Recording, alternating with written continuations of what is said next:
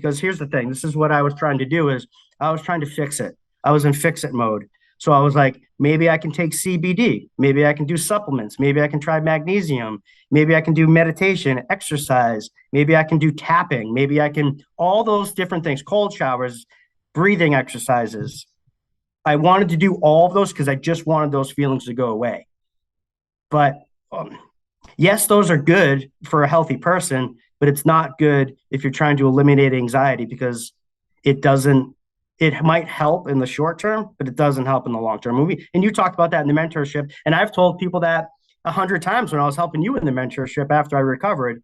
What's up? Welcome to the channel. This channel is about helping you overcome your anxiety symptoms, panic attacks, derealization, depersonalization, all those things so that you can go back to living fully and freely without relying on coping crutches. And in this video, I have a very special guest. I have Greg. Greg fell into the anxiety cycle. And what's interesting about Greg is a few things. Number one, Greg didn't go through the mentorship, but he actually has a unique perspective where he was a mentor in the mentorship. He was coaching people through the recovery journey. And so I asked Greg if he can come on the channel and really share his recovery story and really share with you what really helped. Now, if you really want to know more recovery stories, which I highly encourage to help you understand that not only is recovery possible, but if you focus on the right steps, it's inevitable. I have a playlist that you can definitely check out up here that'll really break down how other people are recovering. Many of these members are members in the mentorship. And with that said, definitely pay attention to Greg. He has a lot of great insight and I hope you enjoy. So without further ado, let's get started. What's up, everybody? I have one of the coolest people. I know I say that all the time. Greg is super awesome. He's very involved in the mentorship, and I really wanted him to come on the channel and share his story. And Greg, I personally know Greg from, his own coaching and stuff like that, like helping out in the mentorship. And so I'm really excited you're here. Greg, thanks so much for joining, man.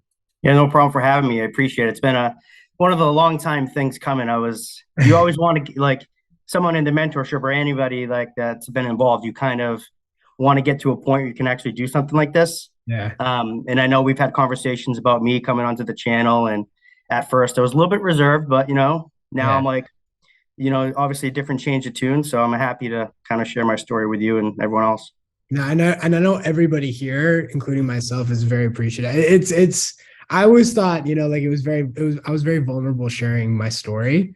And so it was something I never imagined doing. And like, I always, I have respect for people that, are able to share and admiration for that, because it's not easy sharing that stuff. So Greg, before we get started, let's start with what were like your most intense symptoms? Like what was the most debilitating anxiety experiences? Yeah. So, and that's a great question. Cause I've been thinking about that like a lot lately. At least in the past like week or so that we've been kind of talking to get on the channels. Like before, like I would say I fell into the anxiety cycle. I didn't know what anxiety was because I never really experienced it like in a debilitating form, right? I didn't know, what a panic attack was. I didn't know I never knew what cortisol was or like your amygdala. And so when all these things like started happening to me, I was like, what the heck is going on? Like, why do I feel like this? And your symptoms change. So the one that's more debilitating is the one that you're thinking about at that day or at that time. So, and I had all of them, right? At the very beginning, it was like, I would say the intrusive thoughts is like when I first fell into the cycle, I was like, you didn't know what was going on. So your brain's like, thinking like trying to protect you and save you. And I was having all these crazy intrusive thoughts. And I was like, why the hell am I thinking about this stuff? And eventually, those kind of morphed. But while I was having those intrusive thoughts types of things, like I was also getting these like massive like adrenaline waves. And I was like, I didn't know if that was a panic attack. So obviously you go to Google and you're like, what the hell's going on with me? What's wrong with me? And then it tells you the most terrible things, and then your intrusive thoughts get even worse, right? But I would say like my form of panic attack was like these huge adrenaline waves. I'd get like this, it almost like felt like a tsunami coming over you, and then I'd start like sweating like really bad and heart palpitations, and then I couldn't catch my breath. And I'm like, oh, is that a panic attack? Is that not a panic attack? I don't know, because I think it's different for everybody. Some people hyperventilate. That never happened to me. Mine was more like like sweats, like really bad sweats for no reason at all. And they would happen out of the blue. Like I wouldn't even be thinking about anything. And all of a sudden, like, whoop, there goes, there's your adrenaline. It's going crazy. There's a tiger behind you. There must be because, you're obviously something's wrong. But I would say like, the adrenaline rushes, the heart palpitations, intrusive thoughts. And there's all the minimum ones too. Like, DPDR was eventually as those things like went kind of lower, the derealization and depersonalization like kicked into high. And I was like, felt I never got to the point where I was like, am I real? Is this real? It was more like it was almost I was always in this like dream state where everything seemed like the colors were just different. And it was like I'd walk outside and it was like it just like vision changes. And I was like, it took me a long, long time to realize that that's like nothing was actually wrong with me. And in that it's okay. But everyone goes through that part of like you're trying to figure it out for a long time. And then once you kind of do figure it out, is really when I think things kind of take a change for most people that truly want to recover from this and not just, be a victim of it for the rest of their lives, which I did not want to. Right, right. Yeah, no, I totally agree. I totally agree. So what was that change for you that made you realize that, this was So I wasn't a part of your mentorship, but when you first kind of like something like this happens to most of these people and being part of the mentorship, you see everyone's journey and it's usually all the same. So you kind of like, so for me, it was like this happened about 2 years ago, the end of the year 2020, right around in November. And I remember like I was on vacation with my family and like, and I don't know what the trigger was because as I look back now, I realized there was a lot of things that led up to that. And if I look back now, I'm like, oh, that's like a little bit of anxiety. And I didn't know what it was at the time. I just thought it was like, you know, stress, right? So come into like, you start Googling your symptoms, like, what is wrong with me? And right after that vacation, we got back home. And I remember I couldn't even drive. I couldn't drive back from vacation. I made my wife drive. And we got back to my house and I was like, I got to go to the emergency room. And she was like, really? And I'm like, yeah. I'm like, something's not right. I just got to know what the hell's wrong with me. Not knowing it was just anxiety, right?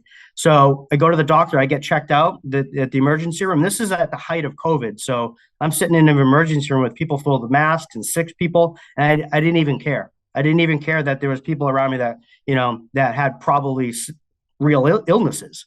I'm just there like having palpitations and thinking like the worst case scenario. So it wasn't until after that, like everything checked out fine at the hospital, obviously, because 99% of the time it does for everybody. And I followed up with my primary care physician like a couple of days later. And then it was really just after that, it was checking in on myself all the time. Do I still have symptoms? What's this? Is it a panic attack? And and then you start Googling and then you find all these different people online talking about what they can do to fix you. And it was, your doctors want to help you, obviously, but they're there to fix your symptoms. And to fix your symptoms, it's usually either medication or therapy, right? And I tried both of them. And I think I tried, I don't know, I want to go 7 different medications over the course of like a month. And every time I tried it, I was like, it didn't work immediately. So I was like, nope, this isn't it. Really, realistically, it was probably my subconscious. I didn't want to do medication because I always saw that stigma. I was like, oh, if you're on medicine, then then you're weak, right? And it's just maybe a mentality for a lot of men because they don't seek out help. They don't want to feel vulnerable. And they feel shame in having to ask for help. So I went to therapy. I think I met like 3 times with like a social worker / therapist. And, she was telling me like, oh, well, maybe you're allergic to chocolate. Maybe you're eating too many sweets. Maybe you're drinking too many beers or like, so I tried all these different things and like, none of it worked. None of it worked because I wasn't addressing the root problem. And like, as I come to find out, it's like, you're not trying to fix your symptoms, you're trying to fix the anxiety, right? So it took me a long time to realize that it was just anxiety because here's the thing, this is what I was trying to do is I was trying to fix it. I was in fix it mode. So I was like, maybe I can take CBD, maybe I can do supplements, maybe I can try magnesium, maybe I can do meditation, exercise, maybe I can do tapping, maybe I can, all those different things, cold showers, breathing exercises. I wanted to do all of those because I just wanted those feelings to go away. But yes, those are good for a healthy person, but it's not good if you're trying to eliminate anxiety because it doesn't, it might help in the short term, but it doesn't help in the long term. And you talked about that in the mentorship. And I've told people that 100 times when I was helping you in the mentorship after I recovered. But everybody has to go and figure that out on their own because you're not going to recover. If you get deep into an anxiety cycle, you're not going to recover in 2 weeks. It just doesn't work like that. You need to, it's time, patience, persistence, repetition, and staying on track and being, basically being a reliable resource for yourself, but you need to be accountable too. I always do that. I'm always on mute because I don't Yeah. want to disturb. And then, no, I 100% agree. And I mean, and it was great to watch you, right? Because you hadn't gone through the mentorship, but then like, you were listening in and then the answers you were giving, I was like, oh my God, like you nailed it. And it's exactly what you said. It's not something that goes away overnight. And No. there's nothing wrong with those things. It's No. just that it's not like, it just won't get you out. It's like Yeah. lifestyle adjustments like that won't help you recover. They're just Nope. lifestyle adjustments. Exactly. So then, okay, so you went through all of that. Then what happened? What was the shift for you where you were like, okay, this is like anxiety? So I found your channel, right? Because when you type in anxiety, panic attacks, like you're gonna pop up your YouTube channel. And obviously there's like other coaches that you find too, right? And so I started doing a mix of all of them. But really, I think the shift for me, it was like yours was more like straight to the point, but it wasn't about like coping. It was more like, how do we get the hell out of this situation that you're in? How do you get out of this hole? So I started consuming your content and I was like, this guy makes so much sense. And it wasn't until, and then you recommended like a couple books, which it was like, when you're in the anxiety cycle, you're basically an information junkie. You're on Google, you're looking up, Wikipedia articles on everything that has to do with your nervous system, your amygdala, how cortisol works, adrenaline. And so I read the books by Claire Weeks and Paul David, and I was like, oh my God, this is like exactly what I'm feeling. And it wasn't until I stopped trying to fix it and, like we say, just letting it be there, that I realized like I don't have to do anything. Like by doing nothing, it makes it go away on its own. And it wasn't overnight. Like it took a long time. So what I had to start doing was like I had to start just doing the things that scared the crap out of me, that brought me the most anxiety. And it wasn't until I started doing those things over and over and over again that my brain kind of shifted and my body was like, all right, well, you don't have to be scared about driving anymore, because I couldn't even drive my car. Like I try to, like, I don't even, and like, I don't share this story with a lot of people because it's like, if you go out to like a social event, you're like, you don't want to listen to someone talk about their problems the whole time. It's like, so I stopped, like, my family obviously knew what was going on, but like outside of that, there was like a very short list of people that knew how bad, like I struggled, because you can't see somebody and be like, oh, you're struggling with anxiety. It's all inner, it's all inward. And it's like mostly like your inward thinking, like, oh, they can tell that I have anxiety. Yeah. And then I must look like I am anxiety, but it's like, it's all in your head. But I think the shift happened was when I just started going out and doing things. And I was like, all right, I'm going to go out and I'm going to get a different job. I'm going to go out and I'm going to challenge myself. Like when I say I couldn't drive, if I got to because at one time I was at a stoplight and I had a panic attack. So do you know what I did for the next like 3 months? I avoided stoplights. So I would only go places where I knew I didn't have to go. I could just be a direct from my house to where I needed to go back without ever going into a stoplight. That's freaking crazy. But I did that. So eventually the shift was I just got to start doing these things. And even if I do get panic, or even if I do get an adrenaline wave, like Marcus says, so what? What does it matter? It's not going to kill me. It never did before. It's not going to now. And eventually just started getting incrementally better and better and better. Yeah. And then I was like, holy shit, this was the way out. It was just by doing nothing, it made it all go away. And you say it to every single person in the mentorship. And at the very beginning, no one believes you because they have to figure it out for themselves. Mm-hmm. And I watched that happen with people. And then there's an aha moment for everybody where they're like, oh my God, this really does work. Yeah. It's like, I don't need to fix it because there's nothing to fix. But it's really very hard to get to that point. Exactly, exactly. And you see it, right? Like we like for us, then it's just repetition. It's just like bringing it up. Yep. Hey, don't do anything, don't do anything, don't do anything. And Yep. yeah, I mean, even when you were talking about like being in the party and stuff like that, and I mean, I remember it was the same. My family, my close family members were the only people that knew. Yep. Just maybe one or two friends. Nobody knew. I always used to Yep. say, like, if I get out of this, I don't want anyone to know I ever went through this. Yep. It was like one of those things. Yep. Um, and now it's wild, like I feel like for me personally, like sharing my story about it, I Yep. thought people would kind of look at me a little bit weird, but I actually Yeah. find that more people admire it even more. Like Yeah. people like, almost like respect you more for like sharing something, where you're Yep. like in such a dark place. It And was, and like, yeah, yeah. so I remember like I looked up your program and I followed you for a while and I was like, oh my God, this guy, I'm like, how can I help people? Because Mhm. I'm like, maybe I need to start helping people. Maybe that's a good way for me to continue my recovery is by helping people get to where I am now based on where I knew I was. So Mhm. that's when I reached out to you and I'm like, oh, maybe I can help be a coach. And then I started, and I couldn't have done that at the beginning. Like I couldn't even go for a walk outside without, thinking like these weird, crazy things and like having panic attacks. Like, well, even just being around like family was hard for me.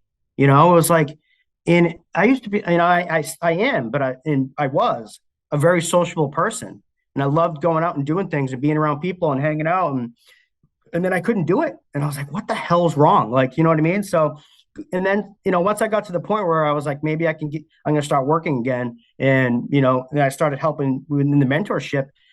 I knew like, all right, I can start helping people, and like because after a little while of like, you go through the toss up of it's like, oh, no one wants to hear what I have to say. I don't have any valuable stuff. But then when you realize you really do, and just like you verifying that and like, supporting that, the other people in the mentorship that like were like, oh, this guy does have some valuable input to help people. And once I started to do that, it just made things click. And I was like, you know what, I can help people.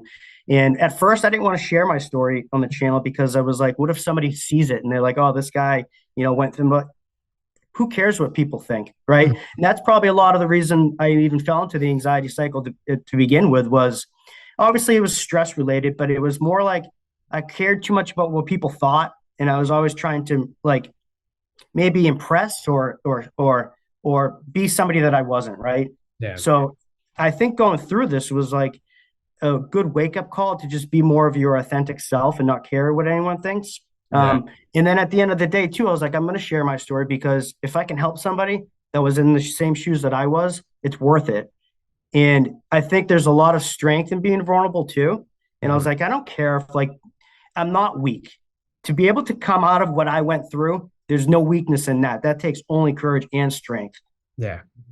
because it's a really dark, dark place and a pit that you're in, and you don't ever think you're going to get out of it. And all of a sudden, like, and it takes a lot of time and persistence, but little by little, day by day, like millimeter by millimeter, you get better until one day you're like, holy shit, like, I didn't think about anxiety today. Yeah. I was able to go drive and have a good time and not even worry about it. And you talk about it in the mentorship, it's like it's not like a shift that goes off one day like, oh, I'm recovered. Is one day you think and you're like, oh my God, like it's been weeks I haven't even, and it's a crazy, crazy experience, and unless people do it firsthand, it's like it's hard to even explain or people to believe. Exactly. No, I totally agree. I agree with everything you were saying, from being vulnerable to the fact that, if you can get through this, like this stuff is hard. Yep. I still use it as a stepping stone. If some major challenge comes up to me, okay, Yeah. I was able to recover. I can do this. Yep. That's Absolutely. yeah. And you crushed it as a coach. And I know there's people in the mentorship right now, and people that have graduated that owe their recovery to you. They're like, Greg really helped me out. When Greg said this, that really stuck with me. When Greg gave me this feedback, and so I mean, it's incredible. I mean, I talked to you and I was like, oh, he gets it. And I remember I was like, yo, you got this. You can do it. Yeah. Yeah, absolutely, absolutely, man. What would you like tell people right now that are like in the thick of it? Like, when you were really struggling, when you weren't even able to drive and stuff like that. For those people that are watching, this video of you right now, what would you tell them? And I know we say this all the time. It's like obviously you get checked out by your doctor first, right? there's some situations where like sometimes there is something that needs to be looked at, but and I would say in the cases where we're helping people, where you're helping people, 99.9% of the time it is anxiety, right?